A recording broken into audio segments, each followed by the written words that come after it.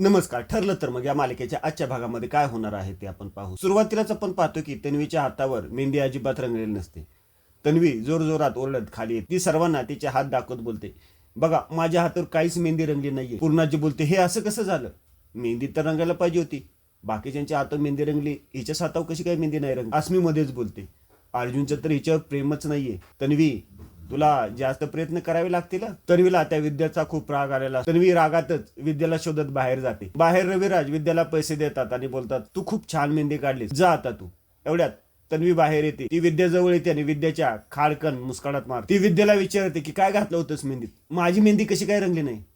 विद्या बोलते, मी काय नाही केलं, मी तर नेहमीचीच मेहंदी वापरली. बघा ना, सर्वांची मेहंदी रंगली, तुमचीच मेहंदी रंगली नाहीये. रविराज तन्वीला समजावत असतो की तिला मारू नको, पण ती तन्वी काही ऐकत नाही. तन्वी बोलत असते, या मुलीनं मुद्दाम केलं हे. तुला तुला त्या सायलीने सांगितलं का असं वागायला? विद्या बोलते, नाही, त्यांनी काही नाही सांगितलं. रविराज तन्वीला बोलतात, तन्वी मला हात उचलायला लावू नको, उगाच काय तमाशा लावलाय? तन्वी बोलते, मग कसं वागू बाबा मी? तन्वी विद्याच्या हातातील पैसे घेते आणि तिला बोलते, तुला आता एक दमडीही मिळणार नाही, चल जा. कल्पना तन्वीच्या हातातून पैसे घेते आणि ते परत विद्याला देते आणि विद्याला बोलते, जा. तन्वी विद्याचा हात पकडते आणि तिला बाहेर ढकलून देते.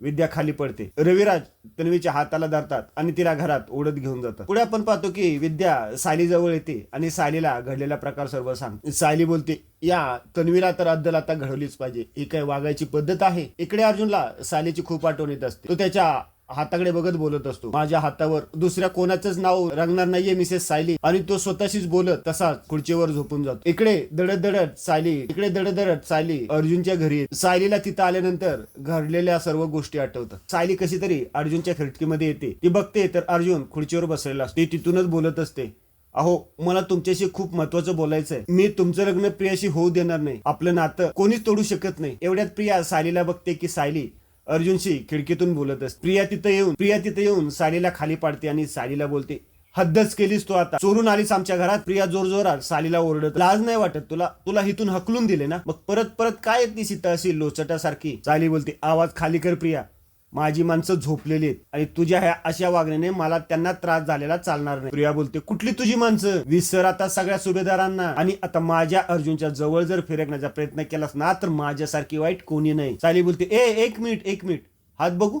अगं तू मेहंदी लावलीस ना, कुठे गेली मेहंदी? तू ज्याच्या नावाची मेहंदी काढलीस ना त्याचं तर तुझ्यावर प्रेमच नाहीये. माझी मेहंदी बघ कशी रंगली. प्रिया सायलीला बोलते, मी तुला सांगितलंय ना तुझा आणि अर्जुनचा काहीही संबंध नाहीये. सायली प्रियाचा हात पकडते आणि जोरात मुरगळते. सायली तिला बोलते, तू कोण आहेस ग संबंध ठरवणारी? खरं प्रेम कितीही लपवलं ना तरी लपत नाहीये, जसा तुझा हात दुष्टपणा लपत नाहीये प्रिया. आणि हे सुभेदार जे तुझी ही सगळी नाटकं चालून घेतायत ना, कारण ते फक्त तू रविराज काका आणि प्रतिमा त्यांची मुलगीच म्हणून, पण मी तुझं खरं रूप या सर्वांसमोर आणल्याशिवाय राहणार नाहीये प्रिया. याच हाताने त्या विद्याच्या थोबाडीत मारली होतीस ना तू.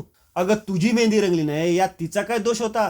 तुझं कर्म होतं ते. न्याय ते तुला दाखवून देत होती की तुझं यांच्याशी लग्न होणारच नाहीये. मला तुझ्यासारखं क्रूर वागता येत नाहीये प्रिया, पण तुला पण कळायला हवं ना की तुझ्यासारखं वागल्यानंतर किती त्रास होतो ते. प्रिया सायलीला बोलते, तू आत्ताच्या आत्ता निघ इथून आणि परत माझ्याशी बरोबरी करायला येऊ नकोस. सायली तिला बोलते, अगं हा लढा तुझा आणि माझा नाहीच आहे प्रिया, हा लढा खऱ्याचा आणि खोट्याचा आहे आणि शेवटी सत्य जिंकणार, कारण सत्य म्हणजे प्रेम आहे. सायली अर्जुनच्या रूमकडे बघत बोलते, तुम्ही काळजी करू नका अर्जुन सर, मी येतेय. आणि सायली निघून जाते. आणि आजचा हा भाग येथेच संपतो.